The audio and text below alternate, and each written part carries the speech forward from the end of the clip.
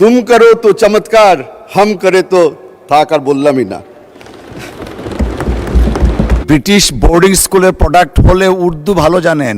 বেশ কয়েকদিন ধরে আমাদের বিরোধী দলের নেতাদের অনেকগুলি স্পিচ শুনলাম, শুনে একটা জিনিস বুঝতে পারলাম যে যখন আমাদের অর্থমন্ত্রী কোনো বড় ধরনের প্রজেক্টের কথা বলে তখন ওনারা নারাজ হন, কারণ বাজেটটা অনেক বড় হয়ে যাচ্ছে।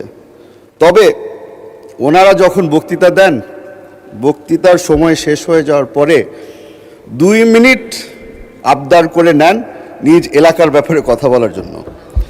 নিজ এলাকার ব্যাপারে কথা বলতে গিয়ে তারা বলেন, বেশিরভাগই বলেছে 4 লেনের রাস্তা লাগবে, 20টা ব্রিজ লাগবে, কিছু কাঁচা রাস্তা পাকা করতে হবে, সব কিছুই বলল।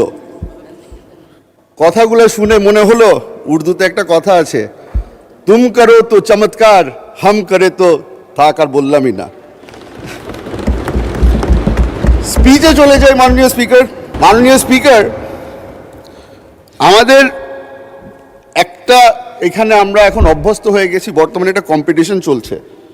কম্পিটিশনটা হচ্ছে গিয়ে কে কত ভালো আরবি বলতে পারে, কে কত ভালো আয়াত মুখস্থ করে বলতে পারে।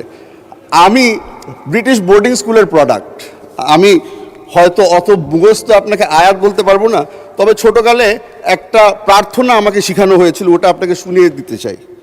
Lord, give me the serenity to accept the things I cannot change, the courage to change the things I can, and the wisdom to know the difference. Alhamdulillah, আমার অর্থমন্ত্রী knows the difference. He knows what changes need to be made and he knows what he cannot. The things that have been changed, আমি ওটা একটু বলে দিই।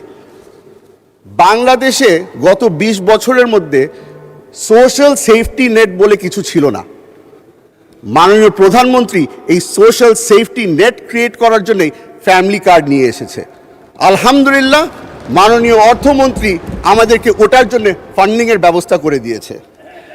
The things we cannot change, আমাদের বাংলাদেশের ওনারা বারবার করে বলছে ট্যাক্স কালেকশনের উপরে আমরা নির্ভর। আমি ট্যাক্স কালেকশনের উপর নির্ভর না, আমি এফডিআই এর উপরে নির্ভর। আমি যে ব্রিটিশ বোর্ডিং স্কুলের প্রোডাক্ট হলে উর্দু ভালো জানেন, আরো 2 মিনিট বাড়ানো হলো।